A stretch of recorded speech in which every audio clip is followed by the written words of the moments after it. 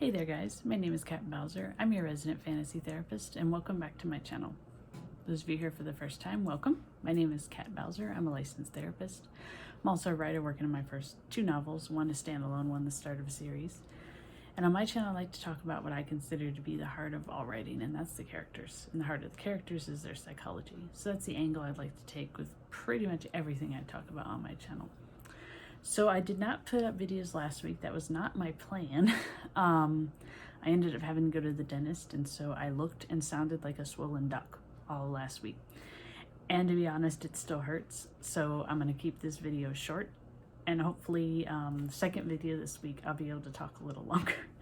So for this one, I wanted to do a tag that Joey Paul was kind enough to notify me in, and it's called the AuthorTube Character Tag. And I always like doing tags that get you to talk about your characters. So I'll be using my characters from my series book Coexist, which I'm still working on to answer these questions. If you guys think this sounds fun, consider yourself tagged and let me know if you do this tag. I'd love to see your results. So that being said, we'll just jump right into it. Question 1. A hacker got into your computer and deleted your entire writing playlist with the exception of one song. Which song is it? So I actually have a lot of writing playlists. I actually really can't write if it's dead silent, which I know is kind of weird because some people are the opposite, but I have to have some kind of noise. As for which song they didn't delete, most of my songs I can go get again because I bought most of them off of artists on YouTube. So, but for the sake of argument, probably Bilbo's last song. It's a fan done interpretation of the poem in at the very end of Lord of the Rings, where Bilbo goes to the Grey Havens and off to Valinor. And I like it because it's a very soft song, and it's not depressing. Like, I think a lot of times when you hear songs or talk about stories where characters are at the end of their journey, it kind of has this depressing feel. This one doesn't have that. It kind of has this sense of, my task is done. I get to go rest now. And I like that. I don't know why, I've just always kind of liked that feel to the end of an adventure where it's not so much that the adventure's over, it's now I get to move on to the next part of my life. I get to relax, I get to have fun, I get to just be. And so I'll go with that one, Bilbo's last song. And I'll link it in the description because like I said, I bought a lot of these off YouTube, so you guys can check them out for yourselves. Question 2, your protagonist and your antagonist are paired together to go to lunch. Where do they go? Well, I have a lot of antagonists. I have a lot of protagonists. I can't talk about my big bad because that's spoiler territory. So I'll use Ramsay for this one. He and Ani do not get along. Ani is a Selmook. Ramsay is extremely prejudiced towards Selmooks, and he is not shy about showing it. Where do they go? I mean, Wellstore does have a few cafes and things like that, but Ramsay wouldn't want to spend the money on Ani, honestly. He would consider him not worth it. So they'd probably end up going and like having some kind of picnic out in the woods or near the woods, and basically Ani would be expected to bring his own food because Ramsay's not going to give him anything. So yeah, that would be very awkward, but Ani would kind of just take it. That's kind of his personality, is he's gotten so used to it, people just automatically assuming the worst of him. He just kind of takes it and makes it his goal to kind of prove them wrong. So that's how that would go. Number 3, you're crossing a bridge and a troll stops you and demands a chapter of your book to read. Which one do you give him? I'd say probably I might give him the last chapter or the first chapter, because my book right now is going to be a series, so there is some unended stuff at the end of the last chapter on purpose. But I also would say maybe the first chapter, because my goal with the first chapter is to get you interested. I'm not so much worried about the opening line as I am the opening chapter. I think if you can get someone's attention in a couple of pages, then they'll probably keep reading. So I'd probably give them the first chapter, because I like to slowly introduce the characters, slowly introduce the world, but with enough mystery and intrigue that you're kind of want to see what else is going on. So first chapter. Number 4, your friends have invited you to a party, and surprise, all your characters are there. Who do you hang out with? I would run up to Ani and Nali and would just hug them because I am very mean to them. But as for who I would get along with the most, probably either Tema or Nali. Yeah, probably those two. I mean, I would love to hang out with all my characters, but those two are more like me in personality. They're more of introverts. The others are more extroverts, and Suna is still at that point where she's having a hard time determining what she is. So I would probably get along best with Nali and Tema. Yeah, we'd kind of be the wallflowers sticking around the food table, I think, and just talking about topics that we find interesting. Like Tema likes music and Nali likes art, and I like writing, so I think we could probably get along pretty well.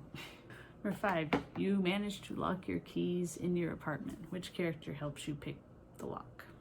Okay, so this one I'm going to divide into 2 things. 1, who would help me, and 2, who could actually do it. Tony would try to help me. Tony is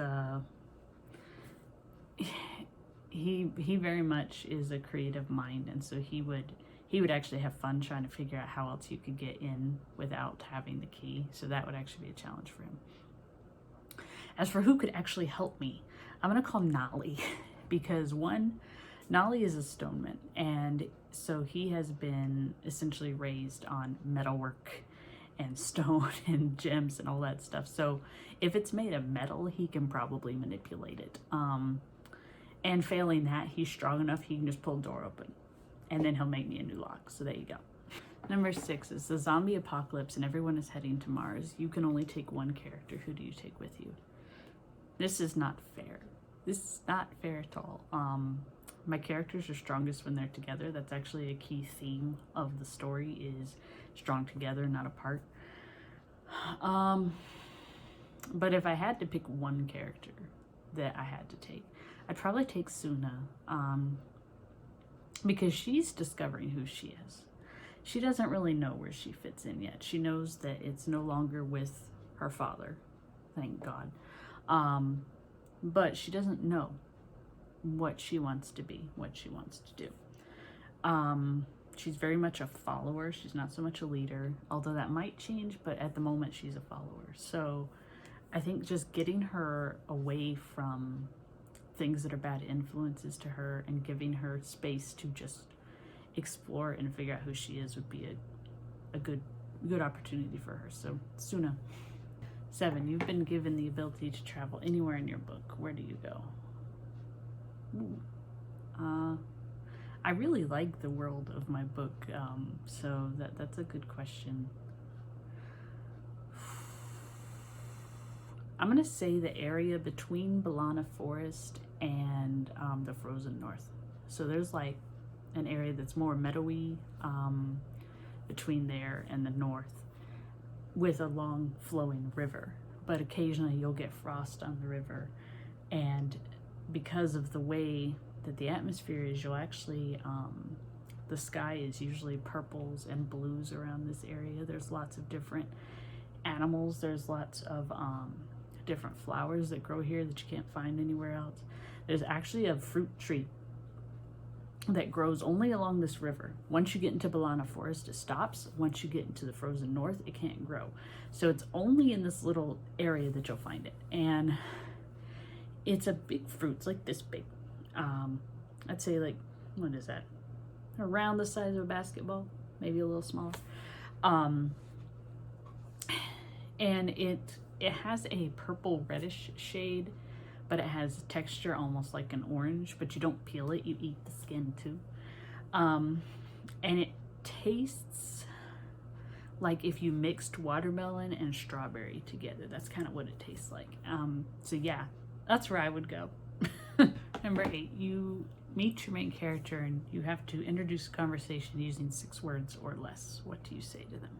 I'm sorry life gets better. That's probably what I would say to them, because most of my main characters, they have had a rough start or they're going through some rough stuff. But because I know what ends up happening, I can tell them to hang in there, because better things are coming.